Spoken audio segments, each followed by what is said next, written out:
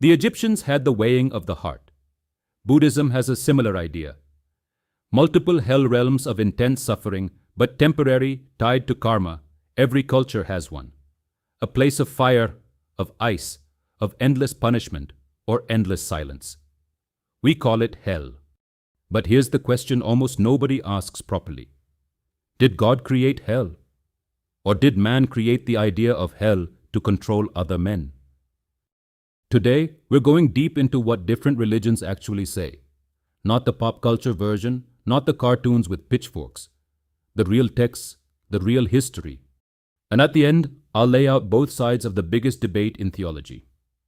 Is hell a divine truth or a man-made tool? Let's get into it.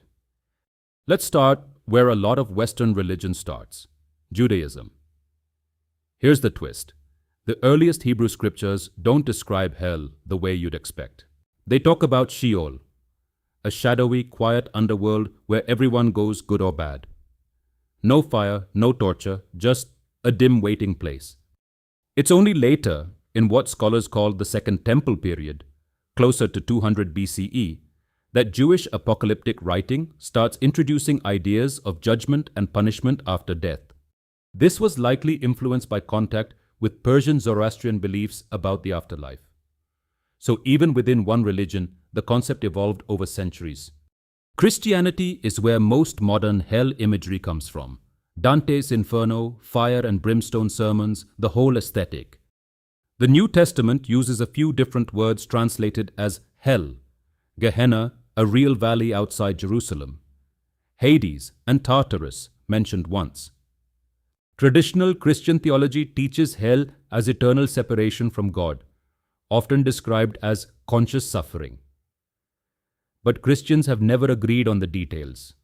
There are at least three major camps: eternal conscious torment, annihilationism, the belief that the wicked cease to exist, and universalism, the belief that everyone is reconciled. Even C.S. Lewis leaned toward a symbolic reading, famously writing that hell's doors are locked from the inside, meaning people choose separation from God. In Islam, hell, Jahannam, is described in vivid, specific detail in the Quran. Layers of fire, boiling water, garments of fire for the unjust. It's tied directly to divine justice. Those who reject God and commit grave sin face real consequence. But Islamic theology also emphasizes God's mercy above His wrath. A well-known hadith states that God's mercy exceeds His anger. Scholars debate whether hell is eternal for all or temporary for believers who sinned. Now here's where Western assumptions completely break down. In Hinduism, there are hell realms called Naraka, but they're not eternal.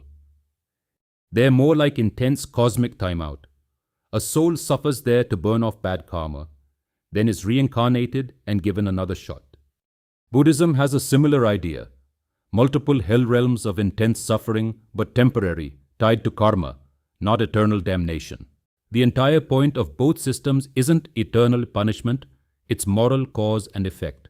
You reap what you sow, but the story isn't over. That's a radically different philosophy from endless hell.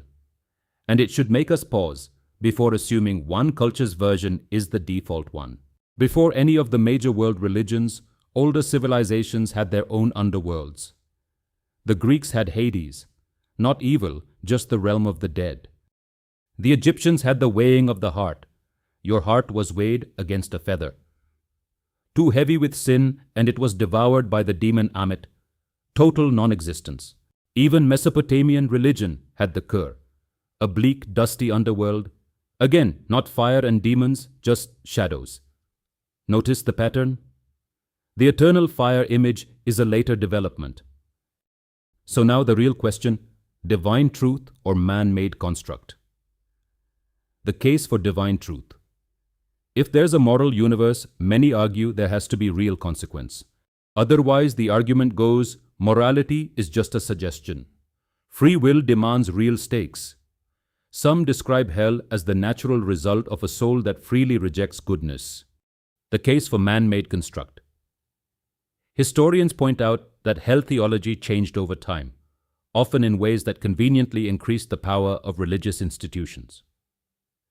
A fearsome afterlife is an effective tool for controlling behavior. Religious systems which produce strong obedience tend to survive, regardless of whether their claims are true. The honest middle ground. These two explanations aren't mutually exclusive. Something can be true and also useful for social control. Proving it was useful doesn't prove it's false.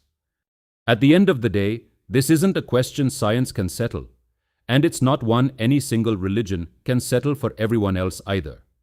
It comes down to what you believe about justice, about free will, and about whether the universe ultimately balances the scales. So I'll leave you with the question I opened with: divine truth or man-made construct? Drop your answer in the comments. And subscribe for more history every week.